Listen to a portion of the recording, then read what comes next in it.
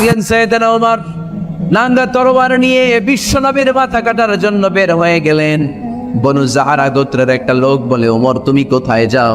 ওমরে ফারুক বলেন, মুহাম্মাদের কল্লা কাটার জন্য যাচ্ছি। পড়েন নাউজুবিল্লাহ। ওমরে ফারুক তলোয়ার নিয়ে ছুটলেন, পাগলের মতো ছুটলেন, আর ধৈর্য ধারণ করতে পারেন না। বিশ্বনবীর নূরানি চেহারাটা একবার দেখার জন্য পাগলের মতো ছুটতে আরম্ভ করলেন।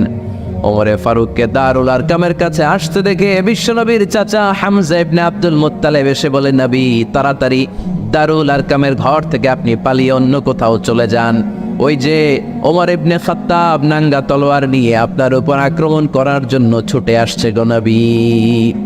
বিশ্বনবী বললেন, ও আমার সাহাবারা, ও আমার চাচা হামজা, সবাই আপনারা সরে যান, ওমররে আসতে দেন, ওমররে বাধা দিয়েন না।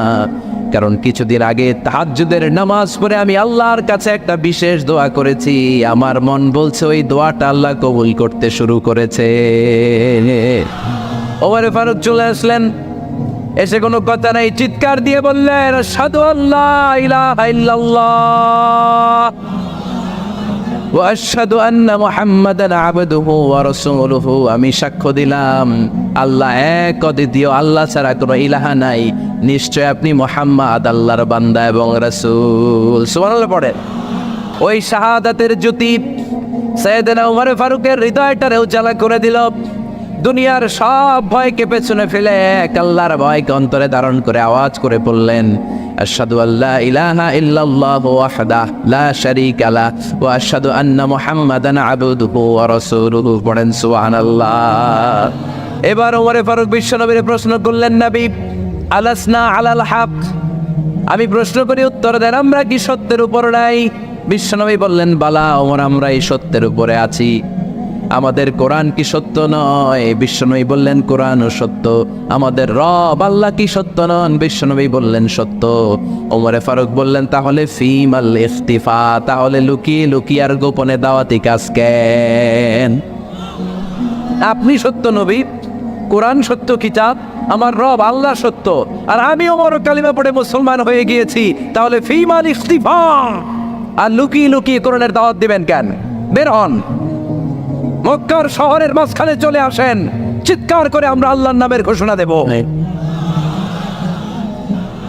বিশ্বনবী ডেকে বললেন, না ওমর, এটা মাক্কি জীবন, ওমর এটা মাক্কি জীবন, এখানে দাওয়াতি কাজ করব লুকিয়ে লুকিয়ে, আস্তে আস্তে। আল্লাহ যখন আমাদেরকে বিজয়ী করে দিবেন তখন আমরা প্রকাশ্যে দাওয়াত দিলে কোনো সমস্যা নাই। সাইয়েদনা ওমর ফারুক বলেন, না ও নবী, আমার উপর ছেড়ে দেন, আমি দেখবো আপনি আমারে শুধু মক্কার জামিনে একটা মিছিল দেওয়ার অনুমতি দেন। কিসের অনুমতি? আল্লাহর নামের তাকবীর দেওয়ার অনুমতি দেন। বিশ্বনবী বললেন, ঠিক আছে, সাবধানে তাকবীর দিও। ওমর ফারুক সামনে দাঁড়িয়ে বললেন, মান আরাদা আন তাসকুলা উম্মু ইয়াতামা ওয়ালাদু তারমিলা যাওজাতুহু ফালিয়াসুদ্দানি। কে আছো? মান আরাদা আন তাসকুলা উম্মু, কে আছো মায়ের বুক খালি করতে চাও? ইয়াতামা ওয়ালাদু, কে আছো বাচ্চাগুলারে, সন্তানগুলারে ইতিম বানাতে চাও? তারমিলা যাওজাতুহু, কার তো বড় বুকের পাটা আছে দেখি, কে আছো স্ত্রীকে বিধবা বানাতে চাও? বুকের পাটা থাকে আমি ওমরে থামা, যদি সাহস থাকে আমি ওমরের মিছিল থামা। ওমর ফারুক শুরু করলেন, আল্লাহু আকবার, আল্লাহু আকবার, আল্লাহু আকবার। স্লোগান দিতে দিতে সাইয়েদনা ওমর ফারুক কাবার গিলাফ যে স্পর্শ করলেন, ওমর ফারুকের এই স্লোগান কেউ থামাতে পারে নাই। কিয়ামত পর্যন্ত এই আল্লাহর নামের স্লোগান কেউ থামাতে পারবে না। চিল্লায় বলো ঠিক কি না? আজকে আমরা সাইয়েদনা ওমর ফারুকের জীবনী থেকে কিছু শিক্ষা আমাদের নিজেদের জন্য নিয়ে আমরা বাড়িতে ফিরবো। আল্লাহ তাআলা তিনটা ইমানি ধাক্কা ওনার হৃদয়ে দিয়ে ওনাকে ইসলামের জন্য কবুল করে নিয়েছেন। কয়টা ধাক্কা? এক নম্বর ধাক্কা হচ্ছে বিশ্বনবীর দোয়ার ধাক্কা। দোয়ার একটা ধাক্কা আছে না নাই? এটা বড় ধাক্কা, এটা ব্যালিস্টিক ক্ষেপণাস্ত্রের চেয়েও কড়া, মারাত্মক। মিসাইল হামলা করলে যেমনি লক্ষ্যবস্তু ভেদ করে, দোয়ার মতো দোয়া করলো, দোয়া যে লক্ষ্যবস্তুতে আঘাত হানে, ঠিক কিনা? বিশ্বনবী দোয়া করলেন, আল্লাহুম্মা আইজ্জাল ইসলাম বিহাব্বির রাজুলাইনি ইলাইক। আল্লাহ, এই মক্কার দুইজন লোকের একজনকে তুমি কালিমার সুশীতল ছায়াতলে এনে দাও। দুইজন লাগবে না, কয়জন লাগবে? একজন। কারণ যুগ জামানা পাল্টে দিতে চাই না অনেকজন, এক মানুষ জানতে পারে জাতির জাগরণ। এক মানুষই বিপদকালে বাঁচায় কাফেলায়, ক্ষুদ্র ডিঙ্গি বাঁচায় জাহাজ অসীম দরিয়ায়। এজন্য জামানা পাল্টে দিতে লাগে কয়জন? এজন্য বিশ্বনবী আল্লাহর কাছে দোয়া করলেন, আল্লাহ মক্কার দুজনের একজন, দুজন চাই না, দুজনের যে কোনো একজনকে কালিমার শশীতল ছায়াতল এনে দাও। এক হলো ওমর ইবনুল খাত্তাব, হয়তো খাত্তাবের বেটা ওমরকে তুমি ইসলামের ভেতরে নিয়ে আসো, কিংবা আবি জাহাল ইবনে হিশাম, হিশামের বেটা আবু জাহেলকে তুমি মুসলমান বানায়া দাও। দুইজন চাইছেন নাকি একজন? হয় খাত্তাবের বেটা ওমর কিংবা হিশামের বেটা আবু জাহাল, দুজনের একজনকে আমার চাই। ওমরে ফারুকের জন্য দোয়াটা কবুল করে নিয়েছে কে? তাহাজ্জুদের নামাজ পড়ে বিশ্বনবী যখন দোয়া করলেন, এই দোয়া যে ওমরে ফারুকের হৃদয়ে একটা ধাক্কা মারল। সুবহানাল্লাহ পড়েন। বিশ্বনবী দোয়া করলেন, আল্লাহ হয় ওমরে ফারুককে আপনি এনে দেন, অথবা আবু জাহেলের মনটারে নরম করে দেন। ওমরে ফারুকের জন্য দোয়াটা কবুল করে নিল কে? এই দোয়ার একটা বরকত ওমরে ফারুকের হৃদয়ে ছুঁয়ে গেল। এক নাম্বার ধাক্কা। ধাক্কা সব একবারে দেওয়া যায় না, ধাক্কা একবারে দেওয়া যায়। প্রথম ধাক্কাটা গেল তিনি দোয়ার ধাক্কা। বিশ্বনবী দোয়া করলেন, ওই দোয়ায় ওমরে ফারুকের হৃদয়ে ছুঁয়ে গেল। এরপরে রব্বুল আলামিন ওমরে ফারুককে ধাক্কা মারলেন কোরআনের একটা সূরা দিয়ে। সূরাটার নাম হলো সূরাতুল হাক্কা। কি সূরা? আল হাক্কাতু ওয়াল হাক্কা ওয়া মা আদরাকা মাল হাক্কা। সূরা হাক্কা দিয়ে আল্লাহ একটা ধাক্কা মারলেন। ওই যে দোয়া করলেন বিশ্বনবী, দোয়ার পর সাইয়েদনা ওমর ফারুকের হৃদয়ের মধ্যে উথাল পাতাল শুরু হয়ে গেল। সব সময় লুকিয়ে লুকিয়ে বিশ্বনবীরে ফলো করে। বিশ্বনবী ডানে গেলে ওমরে ফারুক ডানে যায়, বিশ্বনবী বায়ে গেলে ওমরে ফারুক বায়ে যায়। বিশ্বনবী রাত্রিবেলা নামাজ পড়লে ওমরে ফারুক পেছনে লুকিয়ে লুকিয়ে বিশ্বনবীর কোরআন শোনে। বিশ্বনবী মসজিদুল হারামের পাশে দাঁড়িয়ে রাতের এশার সালাত আদায় করছিলেন। ওই টাইমে বিশ্বনবী সূরাতুল হাক্কা তেলাওয়াত করছিলেন। কোন সূরা? সূরাতুল হাক্কা বিশ্বনবী তেলাওয়াত করছেন। ওমরে ফারুক মন্ত্রমুগ্ধ হয়ে বিশ্বনবীর কণ্ঠের তেলাওয়াত শুনে। বিশ্বনবীর তেলাওয়াতের কণ্ঠ আমাদের কণ্ঠের মতো নাকি? বিশ্বনবীর কণ্ঠ কারি বাসাদের কণ্ঠের মতো? আহমদ বিন ইউসুফের কণ্ঠের মতো? আমার নবীর কণ্ঠের সুরের ঝংকারের সাথে পৃথিবীর কোনো কারি সাহেবের তুলনা চলবে? কত মধুর, কত সুন্দর, কত অসাধারণ তেলাওয়াত করতেন আমার বিশ্বনবী। একবার তেলাওয়াত শুনলে পাগল না হয়ে কেউ থাকতে পারতো না। বিশ্বনবী ওমরে ফারুককে দেখেন নাই। ওমরে ফারুক লুকিয়ে লুকিয়ে বিশ্বনবীরে ফলো করে। বিশ্বনবী এশার সালাতে সূরা হাক্কা তেলাওয়াত করতে আরম্ভ করলেন। তেলাওয়াত করতে করতে করতে করতে বিশ্বনবী সামনের দিকে যেতে লাগলেন। বিশ্বনবীর চমৎকার কণ্ঠের তেলাওয়াত শুনে ওমরে ফারুক মুগ্ধ হতে লাগলো। ওমরে ফারুক অবাক, কিরে এত সুন্দর শব্দের গাঁথুনি, এত সুন্দর বাক্য, এত সুন্দর অন্তমিল, এত সুন্দর কথা, এটা কবিতার মতো লাগে। মনে হয় মোহাম্মদ কবি হয়ে গেছে, কাব্য প্রতিভা দিয়ে নিজেই কবিতা বানাইছে। ওমরে ফারুক যখন মনে মনে ভাবলেন এগুলো মনে হয় মোহাম্মদ কবিতা পড়ে, মোহাম্মদ মনে হয় কবি হয়ে গিয়েছে। ইন দ্য মিন টাইম বিশ্বনবী তেলাওয়াত করছিলেন সূরা হাক্কা থেকে, ওয়ামা হুয়া বিকাউলি শাইরিন কলিলাম মা তুমিনুন। এই আয়াতের অর্থ হলো এটা কোনো কবির বানানো কবিতা নয়, তোমরা অল্প সংখ্যক লোকই এই কোরআনের উপরে ঈমান আনো। সুবহানাল্লাহ পড়ে। বিশ্বনবী ওমরে ফারুককে দেখছে নাকি? কথা কয় না, দেখেছে না? বিশ্বনবীর মতো তেলাওয়াত করে যাচ্ছে। ওমর ফারুক যখন মনে করলেন কিরে এই কথাগুলো এত সুন্দর তেলাওয়াত করছিলেন, কোইন্সিডেন্টলি দৈবাত মিলে গিয়েছে। ও আয়াতের অর্থ ছিল এটা কোনো কবির বানানো কবিতা না, খুব অল্প সংখ্যকই তোমরা ঈমান আনো। এবার তো ওমর ফারুক আটকে উঠলেন। ঘটনা কি? আমি মনে মনে ভাবলাম মোহাম্মদ কবি, আর যেটা পড়তেছে এটা কবিতা, কিন্তু মোহাম্মদ আমার দেখেও নাই, কিন্তু বলতেছে এটা কবির বানানো কবিতা না। তাহলে মোহাম্মদ মনে হয় গণক হয়ে গেছে। কার মনে কি চলে না দেখেই বলতে পারে। নাউজুবিল্লাহ পড়বেন না? ওমর ফারুক এবার মনে মনে ভাবে মোহাম্মদ তাহলে কবি না, আগেরটা ভুল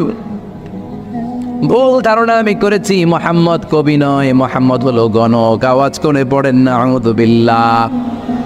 মোহাম্মদ মানুষের মনে কি চলে গণনা করে সব টের পেয়ে যায়, সব বুঝতে পারে। বিশ্বনবী তখন যে আয়াতটা তেলাওয়াত করছিলেন সেটা হলো ওয়ালা বিকাউলি কাহিনিন কালিলাম মা তাযাক্কারুন। বিশ্বনবী তখন যে আয়াতটা তেলাওয়াত করছিলেন এই আয়াতের অর্থ হলো এটা কোনো গণকের বানানো কথা নয়, খুব অল্প সংখ্যক লোকই তোমরা উপদেশ গ্রহণ করো। বিশ্বনবী ওমর ফারুককে দেখে না, কিন্তু মিলে যাচ্ছে। ওই আয়াতের পরের আয়াতটা ছিল এটা গণকের বানানো কোনো গণনা নয়, খুব অল্প সংখ্যকই তোমরা ঈমান আনো। এবার তো ওমর ফারুক বেহুশ। হায় হায়, প্রথমে ভাবলাম কবিতা, সে পড়ে যাচ্ছে না, কবির বানানো কবিতা না। এরপর মনে মনে ভাবলাম মনে হয় গণক, সে বলে না এটা গণকের বানানো গণনা নয়। তাহলে এটা কি? এটা কি কি এটা কি পড়ে মুহাম্মদ, যার কণ্ঠের তেলাওয়াত শুনলে মানুষ পাগল হয়ে যায়। বিশ্বনবী তখন পড়তে আরম্ভ করলেন তানজিলুম মির রাব্বিল আলামিন। এর মানে হলো এটা কবিতা না, এটা গণকের বানানো গণনা না, মানুষের বানানো কিচ্ছু না, এটা গোটা বিশ্বের রব আল্লাহ পাকের বাণী। সুবহানাল্লাহ পড়ে এই 2 নাম্বার ডোজ পড়লো। প্রথম ডোজ পড়ছে দোয়ার ডোজ। প্রথম ডোজ কিসের? দোয়ার। 2 নাম্বার সূরা হাক্কা দিয়ে আল্লাহ দিলেন এক ধাক্কা। এই সূরা হাক্কার ওই ঘটনার পরে ওমর ফারুক তো পাগল পড়া, কি ঘটে গেল আমার সাথে ওই দিন, আমি মনে মনে যা ভাবি সব মোহাম্মদ বুঝে। আল্লাহ 2 নাম্বার ডোজ দিলেন সূরা হাক্কা দিয়ে এক ধাক্কা। সুবহানাল্লাহ পড়ে। এরপরে ওমর ফারুক প্রায় বিশ্বনবীর কথা ভাবেন, বিশ্বনবী কোথায় যান লুকিয়ে লুকিয়ে দেখেন। এবার রব্বুল আলামিন ভাবলেন এবার সূরা তাহা দিয়ে আমি 3 নাম্বার ডোজ দিয়ে দিব। পড়েন সুবহানাল্লাহ। এবার 3 নাম্বার ডোজ পাবেন, কিন্তু শয়তান ওয়াসওয়াসা দিচ্ছে, ওমর ফারুক যাও, মক্কায় ঘোষণা হয়েছে মুহাম্মদের কল্লা এনে দিতে পারলে এত এত স্বর্ণ মুদ্রা। শয়তানের ওয়াসওয়াসায় আবার ভুল পথে হাঁটতে লাগলেন সাইয়েদনা ওমর। নাঙ্গা তরোয়ার নিয়ে বিশ্বনবীর মাথা কাটার জন্য বের হয়ে গেলেন। বনু জাহারা গোত্রের একটা লোক বলে ওমর তুমি কোথায় যাও? ওমরে ফারুক বলেন মুহাম্মাদের কল্লা কাটার জন্য যাচ্ছি। পড়েন নাউজুবিল্লাহ। আবু জাহারা গোত্রের লোক বলে তুমি মুহাম্মাদের কল্লা কাটতে যাও? আরে তোমার বোন ফাতেমা বিনতে খাত্তাব আর তোমার বোনের জামাই সাঈদ, এরা তো 2জন কালিমা পড়ে মুসলমান হয়ে গেছে।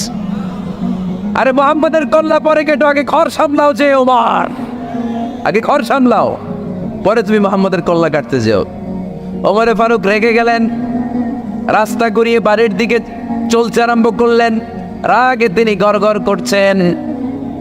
ওমরে ফারুকের বোন ফাতেমা বিনতে খাত্তাব, বোনের জামাই সাঈদ, তাদের 2 জনকে খাব্বাব রাদিয়াল্লাহু তাআলা আনহু সূরা তাহা ঘরের ভিতরে তেলাওয়াত করে শোনাচ্ছিল। পড়েন সুবহানাল্লাহ।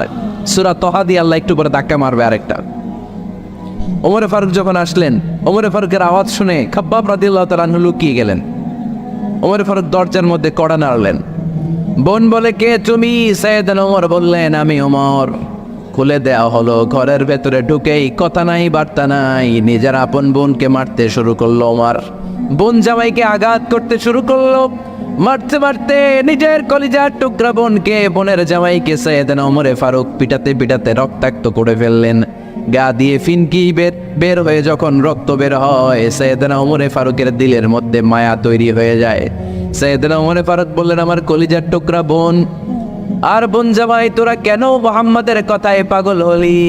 বুঝলাম না কেন মক্কার লোকগুলো পাগল পড়া হয়ে সব মুহাম্মাদের দলে চলে যায়। কি এমন কথা মুহাম্মদ তোদের শোনায়, কি এমন বাণী তোদের শোনায় যে বাণী শুনে সব তোরা মুহাম্মাদের দলে চলে গেলি? কি আছে মুহাম্মাদের কাছে? কি জাদুটা? কি জাদু পেলি সেখানে? আমার একটু দেখা। বোন ফাতেমা বলে না ভাই, ইন্নাকা রিজিস, তুমি নাপাক। লা ইয়ামাসসুহু ইল্লাল মুতাহহারুন, পাক পবিত্র না হয়ে আল্লাহর এই কালামে স্পর্শ করা যায় নাকি? আওয়াজ করে বলেন স্পর্শ করা যায়? ভাই তুমি গোসল করে আসো, তাহলে তোমার হাতে তুলে দিব, তুমি পড়লেই বুঝতে পারবা কি আছে আল্লাহর এই কোরআনে। সুবহানাল্লাহ পড়েন। সাইয়েদনা ওমর ফারুক গোসল করে আসলেন। বোন এবার সূরা তাহা চামড়ার মধ্যে সূরাতু তাহার কিছু অংশ লিখে খাব্বাব রাদিয়াল্লাহু তাআলা আনহু লুকিয়েছিলেন ওনার হাত থেকে। সূরা তাহার অংশটা নিয়ে সাইয়েদনা ওমর ফারুকের বোন ওমর ফারুকের হাতে দিয়ে বলল ভাই তুমি আসার আগে এই অংশটা সবাই মিলে তেলাওয়াত করছিলাম। ওমরে ফারুকের হৃদয়টা তখন একেবারে নরম, কারণ আগে ধাক্কা খাইছে কয়টা, এবার দিবে সূরা তহার ধাক্কা। ওমরে ফারুক হাতে নিলেন, খুব ভালো আরবি জানতেন, চমৎকার আরবির অর্থ বুঝতেন, কারণ আরবি ভাষাভাষী মানুষ। হাতে নিয়ে নজর দেওয়ার পরে ওনার চোখ দিয়ে দাঁড় দাঁড় করে পানি বের হয়ে গেল। ওমরে ফারুক আয়াতগুলোর দিকে তাকিয়ে পড়তে আরম্ভ করলেন, তহা মা আনজালনা আলাইকাল কুরআনা লিতাশকা ইল্লা তাযকিরাতাল লিমান ইয়াখশা تنزيلا ممن خلق الأرض والسماوات العلا পড়েন সুবহানাল্লাহ। উনি পড়তে আরম্ভ করলেন, তহা মা আনজালনা আলাইকাল কুরআনা লিতাশকা, এই কোরআনকে হতভাগা জাতি হিসেবে থাকার জন্য তোমাদের উপর নাজিল করি নাই। তানজিলাম মিম্মান খালাকাল আরদা ওয়াস সামাওয়াতিল উলা, এটা ওই রবের পক্ষ থেকে, ওই সত্তার পক্ষ থেকে নাজিল হয়েছে, যেই রব জমিন তৈরি করেছেন, যেই রব বিশাল সুবিশাল আকাশও তৈরি করেছেন। সুবহানাল্লাহ পড়েন। সূরা তহার এই চমৎকার অসাধারণ শব্দ গাঁথনি দিয়ে এই আয়াতগুলো যখন পড়তে আরম্ভ করলেন, ওমরে ফারুক আর নিজের উপর ব্যালেন্স রাখতে পারলেন না, আর ধরে রাখতে পারলেন না। এবার ডাইরেক্ট অ্যাকশন। এবার কি 3 নম্বর ধাক্কা খেয়ে, সূরা তহার ধাক্কা খেয়ে আর সামলাতে পারলেন না, পাগলের মতো হয়ে গেলেন। বলতে আরম্ভ করলেন, আইনা মুহাম্মদ, মুহাম্মদ কোথায়? সাইয়েদনা খাব্বাব বললেন, বিশ্বনবী সাফা পাহাড়ের পাদদেশে দারুল আরকাম ইবনে আবিল আরকামের ঘরে বসে বসে লুকিয়ে লুকিয়ে কোরআনের দাওয়াত দিচ্ছে। ওমর, তুমি যদি মুহাম্মদ সাল্লাল্লাহু আলাইহি ওয়াসাল্লামের দেখা পেতে চাও, তাড়াতাড়ি দারুল আরকামের ঘরের দিকে ছুটে যাও। ওমরে ফারুক তলোয়ার নিয়ে ছুটলেন, পাগলের মতো ছুটলেন, আর ধৈর্য ধারণ করতে পারেন না। বিশ্বনবীর নূরানি চেহারাটা একবার দেখার জন্য পাগলের মতো ছুটতে আরম্ভ করলেন। ওমরে ফারুককে দারুল আরকামের কাছে আসতে দেখে বিশ্বনবীর চাচা হামজা ইবনে আব্দুল মুত্তালিব এসে বলেন, নবী তাড়াতাড়ি দারুল আরকামের ঘর থেকে আপনি পালিয়ে অন্য কোথাও চলে যান, ওই যে ওমর ইবনে খাত্তাব নাঙ্গা তলোয়ার নিয়ে আপনার উপর আক্রমণ করার জন্য ছুটে আসছে গো নবী। বিশ্বনবী বললেন, ও আমার সাহাবারা, ও আমার চাচা হামজা, সবাই আপনারা সরে যান, ওমরে আসতে দেন, ওমরে বাধা দিয়েন না, কারণ কিছুদিন আগে তাহাজ্জুদের নামাজ পড়ে আমি আল্লাহর কাছে একটা বিশেষ দোয়া করেছি, আমার মন বলছে ওই দোয়াটা আল্লাহ কবুল করতে শুরু করেছে। ওমরে ফারুক চলে আসলেন, এসে কোনো কথা নাই, চিৎকার দিয়ে বললেন, আশহাদু আল্লা ইলাহা ইল্লাল্লাহ ওয়া আশহাদু আন্না মুহাম্মাদান আবদুহু ওয়া রাসূলুহু, আমি সাক্ষ্য দিলাম আল্লাহ এক, অদ্বিতীয়, আল্লাহ ছাড়া কোনো ইলাহা নাই, নিশ্চয় আপনি মুহাম্মদ আল্লাহর বান্দা এবং রাসূল। সুবহানাল্লাহ পড়েন। এই কালমা শাহাদাতের ভেতরে আল্লাহর কথা, আমার নবীর কথা ঢুকিয়ে দিয়েছে কে? ঝিনুকের ভেতর লুকিয়ে থাকে যেমন মতি, ঝিনুকের ভেতর লুকিয়ে থাকে যেমন মতি, কালমা শাহাদাতে আছে আল্লাহর জ্যোতি, কালমা শাহাদাতে আছে আল্লাহর জ্যোতি। পড়েন, ঝিনুকের ভেতর লুকিয়ে থাকে যেমন মতি, ঝিনুকের ভেতর লুকিয়ে থাকে যেমন মতি, কালমা শাহাদাতে আছে আল্লাহর জ্যোতি, কালমা শাহাদাতে আছে আল্লাহর জ্যোতি। পড়েন আল্লাহু আকবার। ওই শাহাদাতের জ্যোতি সাইয়েদনা ওমর ফারুকের হৃদয়টারে উজালা করে দিল।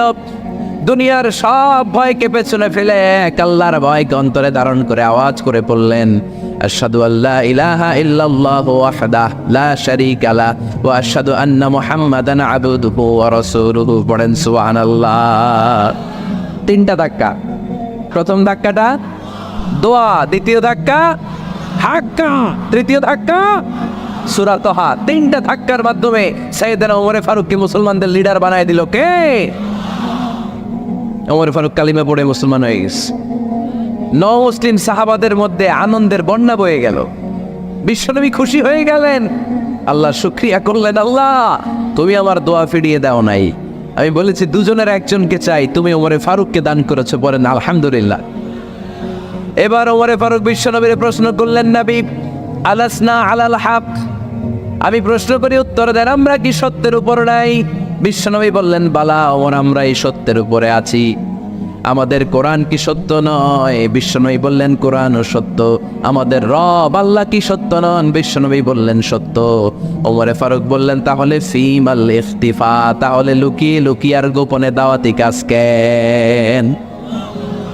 আপনি সত্য নবী, কোরআন সত্য কিতাব, আমার রব আল্লাহ সত্য, আর আমি ওমর কালিমা পড়ে মুসলমান হয়ে গিয়েছি, তাহলে ফিম আল ইখতিফা, আর লুকিয়ে লুকিয়ে কোরআনের দাওয়াত দিবেন কেন? বের হন, মক্কার শহরের মাঝখানে চলে আসেন, চিৎকার করে আমরা আল্লাহর নামের ঘোষণা দেব। বিশ্বনবী ডেকে বললেন, না ওমর, এটা মাক্কি জীবন, ওমর এটা মাক্কি জীবন, এখানে দাওয়াতি কাজ করব লুকিয়ে লুকিয়ে, আস্তে আস্তে। আল্লাহ যখন আমাদেরকে বিজয়ী করে দিবেন, তখন আমরা প্রকাশ্যে দাওয়াত দিলে কোনো সমস্যা নাই। সাইয়েদনা ওমর ফারুক বলেন, না ও নবী, আমার উপর ছেড়ে দেন, আমি দেখব আপনি আমারে শুধু মক্কার জামিনে একটা মিছিল দেওয়ার অনুমতি দেন। কিসের অনুমতি? আল্লাহর নামের তাকবীর দেওয়ার অনুমতি দেন। বিশ্বনবী বললেন, ঠিক আছে, সাবধানে তাকবীর দিও। ওমরে ফারুক তাকবীর দেওয়ার জন্য লক্ষ্য খুঁজতে আরম্ভ করলেন। মুসলিম 11 জন সাহাবাকে খুঁজে পেলেন। কয়জন? ওমরে ফারুক বললেন, 11 জনই চলবে। 11 জনকে 2 লাইন করলেন। কয় লাইন? পিছনে 6 জন, সামনে 5 জন। পিছনের লাইনের নেতা বানিয়ে দিলেন বিশ্বনবীর চাচা হামজা ইবনে আব্দুল মুত্তালিবকে। প্রথম লাইনের 5 জনের নেতৃত্ব দিতে আরম্ভ করলেন সাইয়েদনা ওমরে ফারুক নিজেই। 2 লাইন তাকবীর দিতে জানলে বেশি মানুষ লাগে না, 10 জন দিয়ে গোটা বিশ্বটারে কাঁপিয়ে দেওয়া যায়। 11 জন, 6 আর 5। ওমর ফারুক সামনে দাঁড়ালেন। ওমর ফারুক সামনে দাঁড়িয়ে এবার আল্লাহর নামের স্লোগান দিবেন। ওমর ফারুক বললেন, আমরা খুব লম্বা চূড়া স্লোগান দেব না, খুব ছোট্ট। দারুল আরকামের ঘর থেকে কাবা ঘর পর্যন্ত, বাইতুল্লাহ পর্যন্ত, এতটুকু জায়গা আমরা তাকবীর দিতে দিতে সামনের দিকে এগোবো। পৃথিবীর কোনো শক্তি আমাদেরকে থামায় দিতে পারবে না। ওমর ফারুক তখন 1 বাক্যের একটা ভাষণ দিলেন। কয় বাক্যের? ওমর ফারুক সামনে দাঁড়িয়ে বললেন, মান আরাদা আন তাসকুলা উম্মু ইয়া জামা ওয়ালাদু তারমিলা যাওজাতুহু ফালিয়াসুদ্দানি। কে আছো? মান আরাদা আন তাসকুলা উম্মু, কে আছো মায়ের বুক খালি করতে চাও? ইয়া জামা ওয়ালাদু, কে আছো বাচ্চাগুলারে, সন্তানগুলারে ইতিম বানাতে চাও? তারমিলা যাওজাতুহু, কার এত বড় বুকের পাটা আছে দেখি, কে আছো স্ত্রীকে বিধবা বানাতে চাও? বুকের পাটা থাকলে আমি ওমর রে থামাও, যদি সাহস থাকে আমি ওমরের মিছিল থামাও। ওমর ফারুক শুরু করলেন, আল্লাহু আকবার, আল্লাহু আকবার, আল্লাহু আকবার। স্লোগান দিতে দিতে সাইয়েদনা ওমর ফারুক কাবার গিলাফ যে স্পর্শ করলেন, ওমর ফারুকের এই স্লোগান কেউ থামাতে পারে নাই। কিয়ামত পর্যন্ত এই আল্লাহর নামের স্লোগান কেউ থামাতে পারবে না। চিল্লায় বলো ঠিক কি না?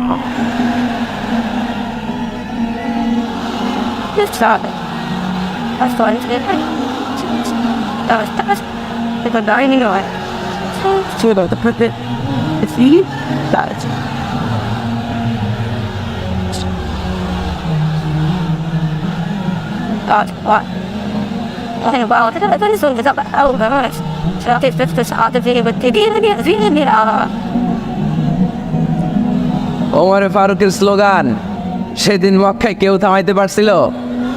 আওয়াজ করে বলতে পারছিল? এখনো আল্লাহর নামের স্লোগান কেউ থামাই দিতে পারবে? কিয়ামত পর্যন্ত আমার রবের স্লোগান কেউ থামাতে পারবে? পারবে না। ওমর ফারুক স্লোগান দিলেন। আবু জাহেল, উতবা, শাইবা, ওয়ালিদ ইবনে মুগীরা আল্লাহু আকবার ধ্বনি শুনে বাইরে আসছে। কিরে এত বড় স্লোগান? আমাদের কাছ থেকে পারমিশন নেয় নাই, অনুমতি নেয় নাই। অনুমতি নেওয়া ছাড়াই স্লোগান শুরু। বের হয়ে দেখে মিছিলের সামনে ওমর। ওমরে ফারুককে দেখে আবু জাহেল দিছে 1 দৌড়, উতবা দিছে আরেক দৌড়, শাইবা দিছে বহু দৌড়। সুবহানাল্লাহ পড়বেন না? এজন্য ওমর বেশি লাগে না, ওমর লাগে 1 জন। চিল্লায় বলতে হবে, ওমরে ফারুক লাগে কয়জন? 1 জন। ওমরই গোটা বিশ্বের চেহারা পাল্টে দিতে সক্ষম। চিল্লায় বলেন ঠিক কিনা? গোটা বিশ্বে মুসলমানদের আছে করুণ অবস্থা। আমাদের কোনো সেন্ট্রাল লিডারশিপ নাই, আমাদের মুসলিম দেশগুলোরে এক করে রাখবে, ভাইয়ের মতো রাখবে, আমাদের স্বার্থ নিয়ে কথা বলবে, এরকম নেতা আমাদের নাই, ঠিক কিনা? আমরা সেই ওমরে ফারুকের অপেক্ষায়, আমরা সেই ইমাম আল মাহাদির অপেক্ষায়, যার একটা হুঙ্কারের আহ্বানে গোটা বিশ্বের সব মুসলমান এক প্ল্যাটফর্মে চলে আসবে। ওইরকম নেতা একজন লাগবে। কয়জন? গোটা মুসলিম উম্মাকে একত্রিত করার জন্য একজন উমরই যথেষ্ট, ঠিক কিনা? আবার বিশ্বনবী বলছেন, লা নাবিয়্যা বা'দি ওয়ালা রাসূলা, আমার পরে কোনো নবী নাই, আমার পরে কোনো রাসূল নাই, তবে লাউ কানা বা'দি নাবিয়্যুন লাকানা উমর, আমি নবীর পরে যদি নবী হওয়ার যোগ্যতা কারো থাকে, আমার ওমরের মধ্যে সেই যোগ্যতা আল্লাহ দিয়েছে।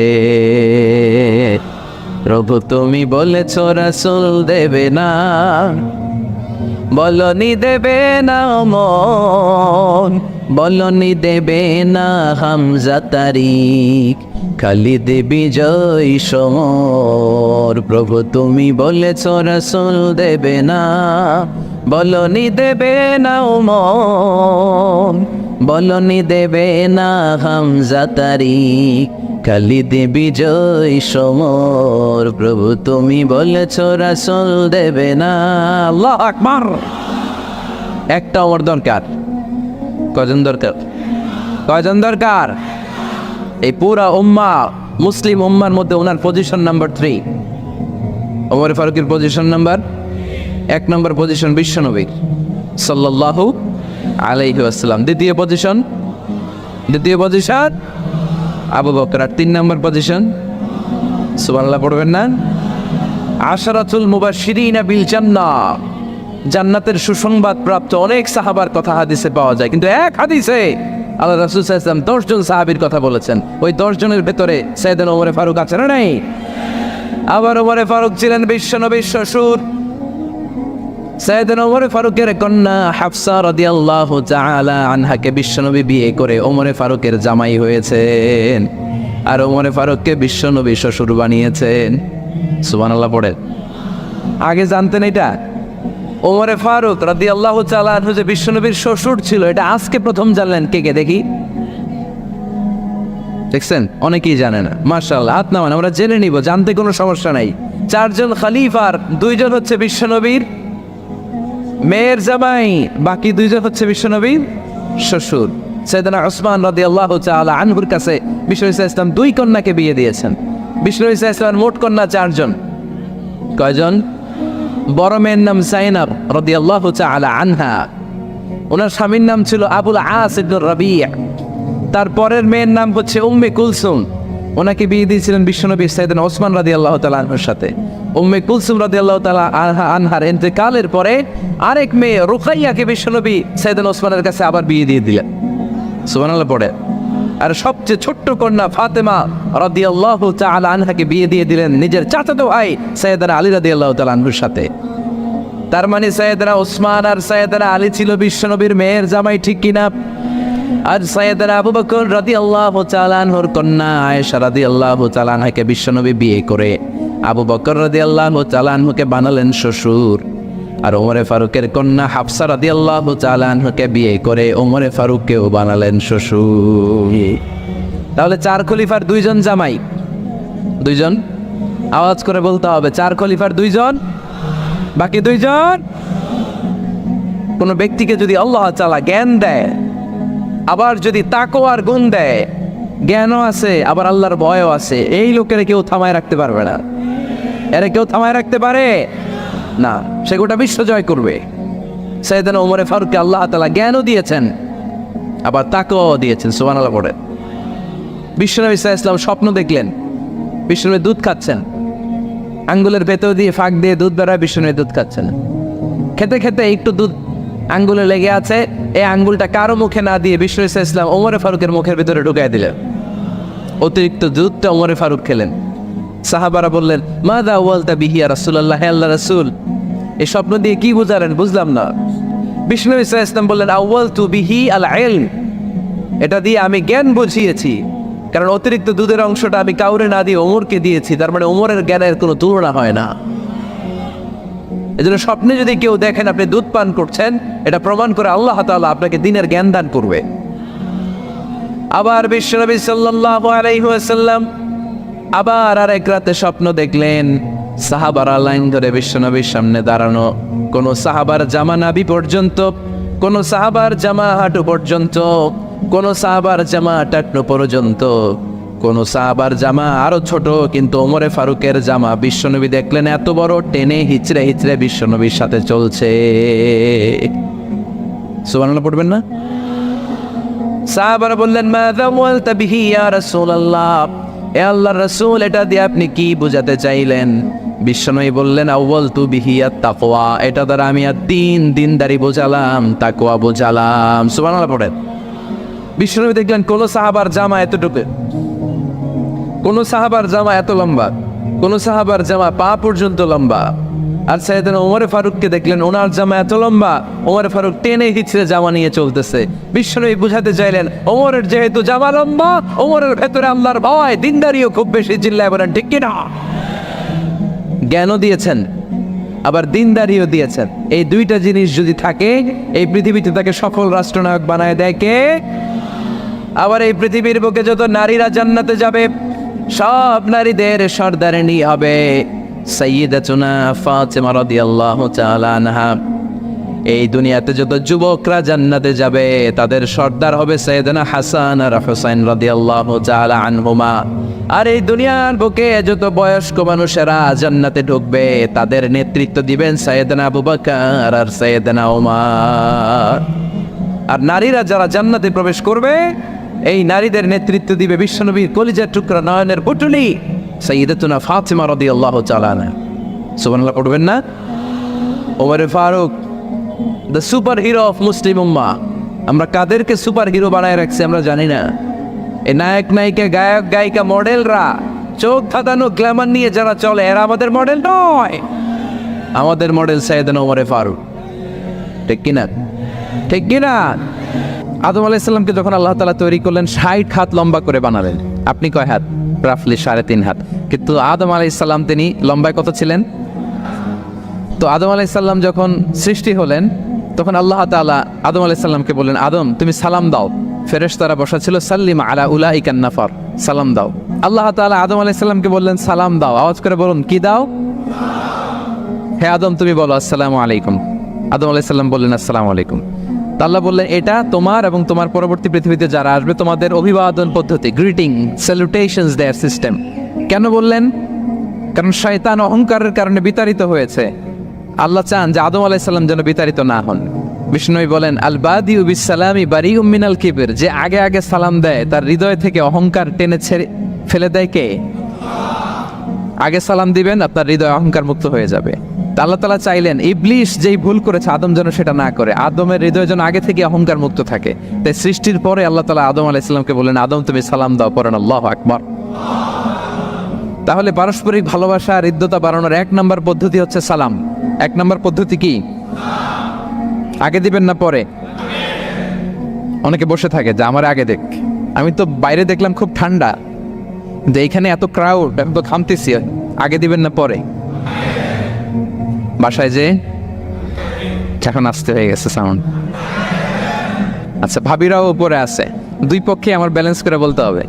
ভাবিরা ট্রাই করবেন ভাবিরা যেন আগে দিতে পারেন, আর ভাইরা আপনারাও ট্রাই করবেন আপনারা যেন আগে দিতে পারেন। সালাম নিয়ে আমরা কম্পিটিশন করব কে কার আগে দিতে পারে, ঠিক কিনা? আমি আপনাদেরকে আবারও সালাম দিচ্ছি, আসসালামু আলাইকুম ওয়া রাহমাতুল্লাহ। তাহিয়াতাম মিন ইনদিল্লাহি মুবারাকাতান তাইয়্যিবা, আল্লাহর পক্ষ থেকে এটা অভিবাদন, মুবারাকা বরকতময়, তাইয়্যিবা এটা পবিত্র বাণী, শান্তির বাণী। অনেকে বলে হুজুর ঘরে শান্তি নাই, তো শান্তির বাণী তো আপনি ঢুকানি না, ঘরে আসবে কোত্থেকে? শান্তির পায়গাম তো ঢুকাতে হবে, আর শান্তির পায়গামের নাম হচ্ছে সালাম। শান্তির পায়গামের নাম কি? তাহলে ঘরে সালামের চর্চা। আপনি ভাবিকে দিবেন, ভাবি আপনাকে দিবে। আপনি বাচ্চাকে দিবেন, বাচ্চা আপনাকে দিবে। সবাই সবাইকে আগে দেওয়ার চেষ্টা করবো, নাকি বসে থাকবেন? তাহলে পারস্পরিক সম্প্রীতি, হৃদ্যতা, ভালোবাসা বাড়ানোর 1 নম্বর ফর্মুলা হচ্ছে সালাম। 1 নম্বর ফর্মুলা আমি কিন্তু জিজ্ঞেস করবো আবার শেষে, এজন্য কান দুটো খরগোশের কানের মতো খাড়া করে আমার দিকে তাকিয়ে থাকুন। 1 to 1, brain to brain. Mobile নাই, ভিডিও নাই, ক্যামেরা নাই, শুধু এভাবে চাতক পাখির মতো তাকিয়ে থাকেন। দেখবেন যে সিনা বা সিনা, এলেম আসছে এভাবে হৃদয় থেকে হৃদয়ে, এলম এসেছে সিনা থেকে সিনা। 1 to 1, ব্রেন টু ব্রেন। তাহলে হৃদ্যতা, সম্পর্ক, ভালোবাসা এটা বাড়ানোর 1 নাম্বার ইসলামী ফর্মুলা কি? এবং বিষ্ণু ইসলাম বলেছেন এই সালাম যদি দাও তাহলে তোমাদের পারস্পরিক ভালোবাসা বাড়বে। তিনি বললেন আওয়ালা আদুল্লুকুম আলা শাইইন ইযা ফাআলতুমুহু তাহাব্বাবতুম, হে সাহাবীরা আমি কি তোমাদেরকে একটা টিপস শিখাই দিব না যেটা করলে তোমাদের মধ্যে ভালোবাসা বাড়বে? সাহাবারা বললেন অবশ্যই শেখাবেন। বিষ্ণু ইসলাম বললেন আফশুস সালামা বাইনাকুম, যদি চাও নিজেদের ভালোবাসা বাড়ুক তো বেশি বেশি সালাম দাও। সরাসরি বিষ্ণু ইসলাম এটাই বলেছেন, নিজেদের মধ্যে ভালোবাসা বাড়াতে চাইলে কি দিবা? সালাম দিবা। তাহলে 1 নম্বর ফর্মুলা আমরা জেনে গেলাম, আমাদের হৃদ্যতা, ভালোবাসা এটা বাড়াতে চাইলে আমরা সালাম দিব। অনেক দিন ধরে কথা বলেন না, ভুল করছেন, আপনি সালাম দিবেন, আপনি শুরু করবেন। অনেকে বলে আমি করবো কেন, ভুল তো সেই করছে, দোষ তো ওর, আমি কথা কমু কেন, এরকম অভিমান আছে না? এই অভিমান আর গো ধরে বসে থাকবেন? আর আওয়াজ করে বলেন থাকবেন, বরং কি করবেন? তাহলে গেল ভালোবাসা, হৃদ্যতা, সম্পর্ক ভালো করার প্রথম পদ্ধতি হচ্ছে সালাম। আমরা সালাম দিব পরস্পরকে। 2 নাম্বার টিপস বা ফর্মুলা হচ্ছে স্মাইলিং ফেসে থাকা, মানে মুচকি হাসির একটা ভাবে থাকা সব সময়। এটা সুন্নাহ, মুচকি হাসি। প্রিয় ভাইরা খেয়াল রাখবেন, হাসি এটা কিন্তু ইতিবাচক ভাবে সংক্রামক, মানে এটা ছড়ায়। আমি হেসে হেসে কথা বললে শ্রোতাও একটু হাসি খুশি ভাব, আমি গোমরামুখ, আপনারাও গোমরামুখ, এরকম হয় না? এবং দেখবেন যে সব সময় একটু স্মাইলিং ফেসে থাকে তাকে সবাই পছন্দ করে। কথা বলেন ঠিক কিনা? হাসি পজিটিভলি সংক্রামিত হয়, ছড়ায়, অন্যকে প্রভাবিত করে। এবং মানসিক স্বাস্থ্যের সাথে হাসির সম্পর্ক আছে। যারা গোমরামুখ থাকে এরা অসুস্থ থাকে বেশি, আর যারা হাসি খুশি থাকে এরা সুস্থ থাকে বেশি। এজন্য হাসবেন তো, নাকি চেহারা গোমরা করে রাখবেন? এ দেখছেন সবার মধ্যে একটা হাসি হাসি ভাব চলে আসছে, আলহামদুলিল্লাহ বলেন। তাহলে পারস্পরিক সম্প্রীতি, ভালোবাসা বাড়ানোর পদ্ধতি হচ্ছে কারোর সাথে কথা বললে, দেখা হলে আমরা একটা স্মাইলিং ফেসে থাকবো, মুচকি হাসি। হাসি 3 ধরনের আমার ক্যাপটাউনের ভাইরা। কয় ধরনের? একটা হচ্ছে কফকাহা, অট্ট হাসি, এটা জায়েজ নাই। এই যে আমরা ছোটবেলায় আলিফ লালার মধ্যে আলিফ লালার দত্ত হা হা হা হা করে একটা হাসি দিত না? এই হা হা হা করে এই হাসি দেয়া যাবে, উদাহরণ দেওয়ার জন্য আমি বললাম আর কি। আচ্ছা, আরেকটা হচ্ছে আদ্দেহেক। আদ্দেহেক মানে স্বাভাবিক হাসি, একটু দাঁত দেখা যায়, এটা জায়েজ, এটা দেয়া যাবে। সবচেয়ে ভালো অ্যান্ড রেকমেন্ডেড অ্যান্ড সুন্নাহ হচ্ছে তাবাসসুম, মুচকি হাসি। আল্লাহু আকবার। বিষ্ণু ইসলামের চেহারা মুবারকের মধ্যে সবসময় মুচকি হাসির একটা রেশ তো ওনার ঠোঁটে লেগেই থাকতো। সাহাবী আব্দুল্লাহ ইবনে হারিস রাদিয়াল্লাহু তাআলা আনহু বর্ণনা করেন, তিনি বলেন মা রাআইতু আহাদান আকসারা তাবাসসুমান মিন রাসূলিল্লাহি সাল্লাল্লাহু আলাইহি ওয়াসাল্লাম। তিনি বলেন আমি আমার জীবদ্দশায়, আমার জীবনে রাসূল সাল্লাল্লাহু আলাইহি ওয়াসাল্লামের চেয়ে বেশি কাউকে মুচকি হাসি অবস্থায় থাকতে দেখি নাই। সবসময় মুচকি হাসি, একটা স্মাইলিং ফেস। এবং আপনি আপনার ভাইয়ের দিকে তাকিয়ে মুচকি হাসি যদি দেন, বিষ্ণু সাল্লাল্লাহু আলাইহি ওয়াসাল্লাম বলেন তাবাসসুমুকা ফি ওয়াজহি আখিকা সাদাকা, your smile to your brother it's a charity. তুমি তোমার ভাইয়ের দিকে তাকিয়ে যে মুচকি হাসি দাও, এটা দিলেও সাদাকার সওয়াব হয়ে যায়। আপনি দিলেন হাসি, আমলনামায় যুক্ত হলো কি? সাদাকা। এবং বিষ্ণু সাল্লাল্লাহু আলাইহি ওয়াসাল্লাম বলেছেন তুমি কোনো কাজকে লা তাহকিরান্না মিনাল মারুফি শাইআ, কোনো কাজকে ছোট করে দেখবে না, কোনো নেক আমলকে। যদিও তুমি তোমার ভাইয়ের চেহারার দিকে মুচকি হাসি দিয়ে তাকাও, এটাও সাদকা দেওয়ার সওয়াব। তাহলে আমরা কারোর সাথে যখন কথা বলবো, দেখা হবে, আমরা একটা স্মাইলিং ফেসে থাকবো, গোমরা মুখে থাকবো না। কি বলেন, পারা যাবে? সব সময় স্মাইলিং ফেস, মুচকি হাসি। বিষ্ণু ইসলাম মুচকি হাসতেন। যে মুচকি যারা হাসি তাদেরকে সবাই পছন্দ করে। মুখটা যদি গোমরা করে কেউ রাখে, দেখতে ভাল লাগে, কথা বলতে ভাল লাগে।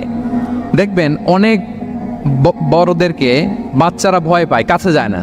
কেন বলেন তো? গম্ভীর থাকে। আবার অনেক মানুষের কাছে তাকে দেখলেই বাচ্চারা দৌড়ে কোলে কোলে উঠতে যায়, আছে না নাই? Smiling face. এই যে আমাদের শেখ মঈনুদ্দিন আজকে আমার সাথে একটা সফরে ছিল, দেখি যেই বাচ্চাকেই দেখে বলে come on come on, give me hug, give me hug. তো এই মানুষকে বাচ্চারা ভালো না বেসে পারবে? সুবহানাল্লাহ, এরকম হইতে হবে। বিষ্ণু ইসলামকে বাচ্চারা দেখলে খুব খুশি হতো, কোলে বসতে চাইতো। এক বাচ্চা তো কোলে বসে পেশাবি করে দিছে, সুবহানাল্লাহ পড়বেন না? বিষ্ণু ইসলাম নাতনিদেরকে কোলে নিয়ে নফল নামাজ পড়তেন। উমামা বিনতে জাইনাব, বিষ্ণু ইসলামের কন্যা জাইনাবের মেয়ে, মানে বিষ্ণু ইসলামের নাতনি উমামাকে নিয়ে বিষ্ণু ইসলাম একবার নফল নামাজ পড়েছেন। কান্না করে, কান্না থামাই না, নানা ভাইয়ের কোলে থাকবে তো উনি কোলে রেখেই আল্লাহু আকবার রুকু দেওয়ার সময় পাশে রেখে রুকু সেজদা, ওঠার সময় আবার কাঁদতেছে তো আবার কোলে নিয়ে আবার কেরাত। সুবহানাল্লাহ। তো আমরা সবাই স্মাইলিং ফেসে থাকবো আজকে থেকে, ক্যাপটাউনের ভাইয়েরা। এই কোরআন আপনাকে বলে দিবে কেন আপনি পৃথিবীতে আসলেন, আসার আগে কই ছিলেন, আবার কোথায় যাবেন। এই সব ইনফরমেশন তথ্য কোরআনে আসে না নাই? আমরা যদি বলি কোরআন কেন আসলাম, তুমি বলো। কোরআন বলে ওয়ামা খালাকাতুল জিন্না ওয়াল ইনসা ইল্লা লিয়াবুদুন। জিন জাতি আর মানুষ জাতি তোমাদেরকে সৃষ্টি করা হয়েছে কেবলমাত্র আল্লাহর ইবাদতের জন্য। জোরে বলেন কার? চিল্লায় বলেন না কার? এই জন্য চাইবো আমরা একজনের কাছে, তিনি কে? আল্লাহ ছাড়া অন্য কারো কাছে চাওয়া যাবে? অনেকে আছে গণক বাবার কাছে যায়, জ্যোতিষ বাবার কাছে যায়, রাশিফল দেখে কথা বলে, হাত দেখে কথা বলতে চায়, এরকম লোকের কাছে যায় আছে না নাই? গণকের কাছে যদি যা আপনার ইমান থাকবে নাকি? বিশ্বনবী বললেন মান আতা আররাফান ফাসালাহু আন শাইইন লাম তুকবাল লাহু সালাতুহু 40 ইয়াওমা। কেউ যদি কোনো গণকের কাছে যায়, ভবিষ্যতের ব্যাপারে যদি গণককে জিজ্ঞাসা করে, ওই ব্যক্তির 40 দিনের নামাজগুলোরে বাতিল করে দেয় কে? আল্লাহ। গণকের কাছে যাবেন না তো? যাবেন না তো? তবে যেতে পারবেন এক শর্তে, সাইজ করার জন্য, মাইট দেওয়ার জন্য পারা যাবে না। ওর চেম্বারে যেই কোনো কথা নেই, 40 কেজি ওজন, থাপ্পড় দিলে যদি রেগে যায়, আমি আমার থাপ্পড় দিলেন কেন? আপনি বলবেন তুমি না গণক, ভবিষ্যতের সব কথা আগেই জানো, আমি এসে যে তোমার থাপ্পড় দিবে তুমি তো আগেই জানার কথা, আমারে দেখে তুই দৌড় দিলি না গে? জোরে বলেন ঠিক কিনা? এইভাবে গণকদেরকে ধোলাই দিলে আর গণক খুঁজে পাওয়া যাবে? এইভাবে জ্যোতিষ বাবাদেরকেও ধোলাই দিতে হবে। বাংলাদেশের জ্যোতিষ বাবা আছে না নাই? লিটন দেওয়ানের চেম্বার আছে না নাই? কোথায়? বসুন্ধরায়। বসুন্ধরাতে আগুন লাগলো, ওর চেম্বারও জ্বললো, কিচ্ছু কইতে পারে নাই। র্যাবের প্রধান যাই আগে এটারে বাঁচছে। তুই বেটা বাংলাদেশের মানুষের ভাগ্য বলে দেশ, বসুন্ধরায় তোর চেম্বারে আগুন লাগছে, আগে গলি না কেন? সুবহানাল্লাহ কইবেন না?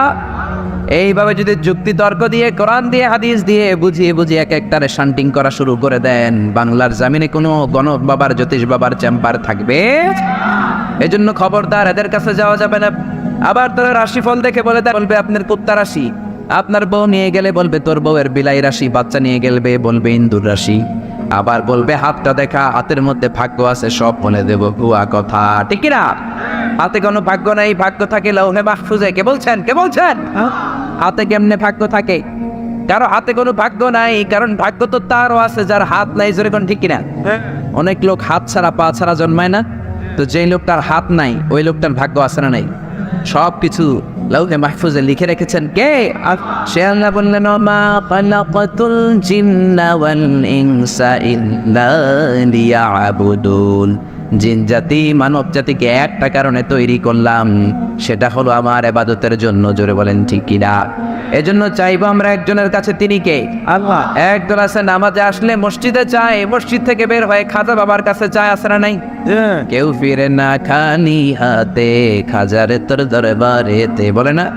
এটা বললে আপনার ইমান থাকবে? কি বলতে হবে? কেউ ফিরে না খালি হাতে, আল্লাহরে তোর দরবারেতে। কি সত্তর আমার মাওলার দরবার, চাইলে কেউ কোনোদিন খালি হাতে ফিরে না। জোরে বলে ঠিক না? খাজার দরবারে অনেকে দামি জুতা পড়ে যায়, জুতা চুরে নিয়ে যায়, খালি পায়ে ফিরে আসে, এরকম আছে না নাই? অ্যাপেলের সেট নিয়ে যায়, স্যামসাং এর মোবাইল নিয়ে যায়, চোর বাবা চুরি করে ফেলে মোবাইল, খালি হাতে ফিরে কান্দে, এরকম আছে না নাই? কিন্তু একটা দরবার থেকে কেউ ফিরে না, এটা কার দরবার? আবার একদল আছে মসজিদে যে আল্লাহরে বলে আপনি আর রহমানের রাহিম, দয়ালু। মসজিদে আল্লাহরে দয়ালু বলে, মসজিদ থেকে বের হয়ে দয়াল বাবার কাছে যায়, আছে না নাই? দয়াল বাবা রে দয়া করো আমারে, বলে না? বলা যাবে? কি বলতে হবে? দয়াল আল্লাহ রে দয়া করো আমারে। আমাদেরকে দয়া করে কি? সবাই বলেন কে? সে আল্লাহ বললেন ওমা খালাকাতুল জিন্না ওয়াল ইনসা ইল্লা লিয়াবুদুন। জিন জাতি মানব জাতি ইবাদতের জন্য তৈরি করলাম।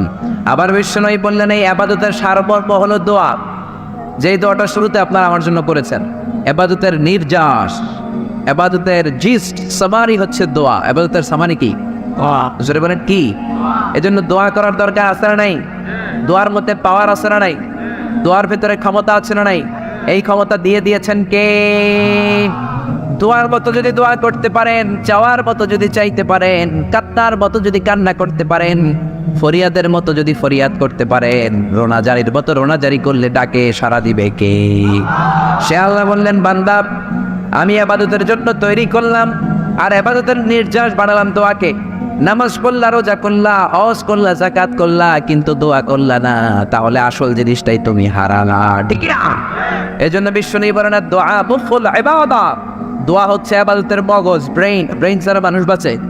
জোরে বলেন বাঁচে? তেমনি দোয়া ছাড়াও আপনার ইবাদত হবে না। আহলা মিনাল আসাল, হাউজে কাউসারের পানি মধুর চেয়েও মিষ্টি।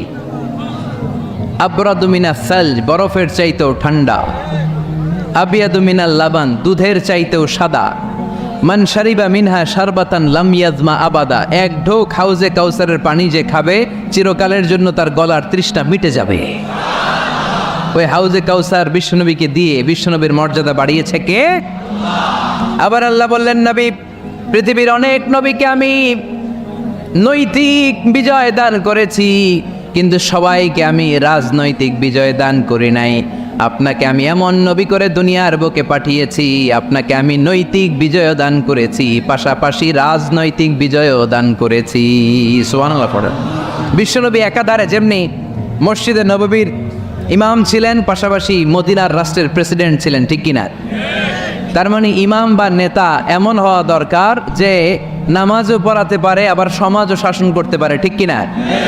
এমন নেতার দরকার আছে না নেই? এজন্য বিশ্বনবী বললেন, রাব্বি আদখিলনি মুদখালা সিদকিন ওয়া আখরিজনি মুখরাজা সিদকিন ওয়াজআলনি মিন লাদুনকা সুলতানান নাসীরা। ও আল্লাহ, আপনি আমারে সত্যতার সাথে মক্কায় রাখেন, বের করলেও সত্যতার সাথে বের করেন, আর আপনি আমাকে বিজয়ী শক্তি দান করেন। বিজয়ী শক্তি, রাজনৈতিক শক্তি বিশ্বনবী আল্লাহ তাআলার কাছ থেকে দোয়া করে চেয়ে নিয়েছেন। চিল্লায় বলেন ঠিক কি না? রাজনৈতিক শক্তির দরকার আছে না নাই? দরকার আছে? তা আস্তে করে বললেন কেন? রাজনৈতিক শক্তি থাকার দরকার আছে না নাই? দেখেন, বাংলাদেশ সৃষ্টি হয়েছে কত সালে বলেন? কত সাল? বাংলাদেশের বার্থডে কবে? 1971-এ। এই 71 সালের পর থেকে আমাদের বাংলাদেশে সুদ আছে না নাই? কিন্তু সুদের বিরুদ্ধে ওয়াজ আছে না নাই? আলেম ওলামারা আজীবন সুদের বিরুদ্ধে ওয়াজ করছে। আমরা ওয়াজ আগে করতাম, এখন করতেছি, সামনেও করব, মাগার সুদ মরবে না। এর কারণ যেটা আইন করে প্রণয়ন করা হয় ওইটা ওয়াজ করে মারা যায় না, ওইটারে আইন করে নষ্ট করতে হয়। চিল্লায় বলেন ঠিক কি না? আমি সারা জীবন সুদের বিরুদ্ধে ওয়াজ করলে সুদ যাবে না, কিন্তু দেশনেত্রী মাননীয় প্রধানমন্ত্রী যদি কালকে ঘোষণা দেয় বাংলাদেশের কোনো ব্যাংকে ব্যাংকিং ফিনান্সিয়াল ট্রানজ্যাকশনে কোনো সুদ চলবে না, তার পরের দিন থেকে বাংলাদেশে কোনো সুদ থাকবে না। চিল্লায় বলেন ঠিক কি না? এজন্য সাইয়েদনা ওমর ফারুক বলতেন, ইন্নাল্লাহা লা ইয়াযাউ বিল কুরআন মা ইয়াযাউ বিস সুলতান। আল্লাহ মাঝে মাঝে ক্ষমতার মাধ্যমে এমন কিছু করে যেটা আল্লাহ কোরআনের মাধ্যমেও করে না। চিল্লায় বলেন ঠিক কি না? কালকে যদি ঘোষণা হয়ে যায় 5 ওয়াক্ত নামাজ যদি না পড়া হয় 5 বেত। কয় বেত? চেয়ারম্যান না পড়লে চেয়ারম্যানের পিছনে 5 বেত, এমপি না পড়লে এমপির পিছনে 5 বেত। কথা বলেন? মাননীয় প্রধানমন্ত্রী যদি এটা ঘোষণা দিয়ে দেয় যে কালকে থেকে নামাজ না পড়লে 5 বেত, এটা সবার জন্য এই আইন। একটা বেনামাজি খুঁজে পাওয়া যাবে? সব কই দৌড়াবে? মসজিদে অজু থাকলেও দৌড়, না থাকলেও দৌড়। কারণ মায়ের উপরে কোনো ওষুধ আছে? কথা বলেন? কারণ মায়েরে ভিটামিন আছে, মায়েরে কি আছে? এজন্য ইন্নাল্লাহা লা ইয়াযাউ বিল কুরআন মা ইয়াযাউ বিস সুলতান। মাঝে মাঝে আল্লাহ ক্ষমতা দিয়ে এমন কিছু করে যেটা মাঝে মাঝে আল্লাহ কোরআন দিয়েও করে না। এজন্য অনেক নবীকে নৈতিক বিজয় দান করলো। বিশ্বনবীকে শুধু নৈতিক বিজয় নয়, পাশাপাশি রাজনৈতিক বিজয়ও দান করেছে কে?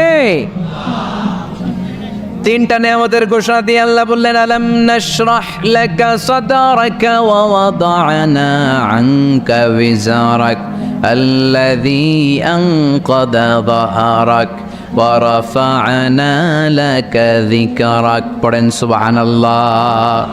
নবী হে, আপনার মর্যাদা আমি অনেক বাড়িয়েছি। আপনার কথা শুধু মুসলমানেরাই বলে না, হিন্দুরাও বলে। আছে না নাই?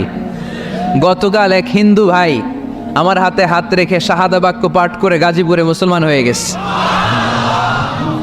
বিশ্বনবীর কথাগুলো যখন তারা শোনে, তারা নিজেদেরকে ধরে রাখতে পারে না। আপনারা মহাত্মা গান্ধীর নাম শুনেছেন? তিনি ভারতের অবিসংবাদিত নেতা, বিশ্বনবীর ব্যাপারে কমেন্ট করেছেন যে এরকম নেতা পৃথিবীতে আর দ্বিতীয়টা কখনো হবে না। মহাত্মা গান্ধী কি মুসলমান না হিন্দু? গোটা বিশ্বের খ্রিস্টানরা বিশ্বনবীকে নিয়ে এখন মাতোয়ারা। মাইকেল এইচ হার্ট, খ্রিস্টান, একটা বই লিখে গোটা বিশ্ব কাঁপিয়েছেন, দি 100 ranking of the most influential people and person in the world. পৃথিবী কাঁপানো 100 জন মনীষীর জীবনী নিয়ে একটা বই তিনি করেছেন।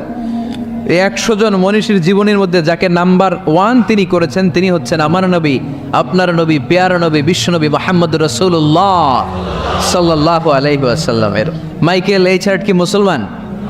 সে একজন খ্রিস্টান। তার মানে ওয়ারাফা'না লাকা যিকরাক, বিশ্বনবীর সম্মান শুধু আমাদের মুখ দিয়ে প্রচারিত হয় না, ইহুদি, খ্রিস্টান, বৌদ্ধদের মাধ্যমেও বিশ্বনবীর সম্মানকে বাড়িয়ে দিচ্ছে কে? I have studied him, the wonderful man, in my opinion, far from being antichrist, and he must be called the savior of humanity.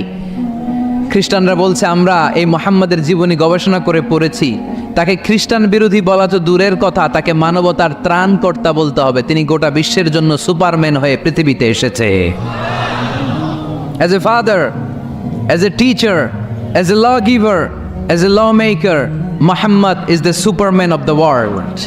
স্বামী হিসেবে, পিতা হিসেবে, নেতা হিসেবে, নবী হিসেবে মুহাম্মদ ইসলাম সাধারণ কোনো মানুষ নয়, তিনি গোটা বিশ্বের জন্য সুপারম্যান হয়ে পৃথিবীতে আগমন করেছে। ওয়ারাফা'না লাকা যিকরাক, নবী দুশ্চিন্তা করবেন না, টেনশন করবেন না, আমি আপনার সম্মানকে বাড়িয়ে দেব। এই 3টা নেয়ামতের বর্ণনা সূরা ইনশিরাহের ভিতরে বর্ণনা করলেন কে?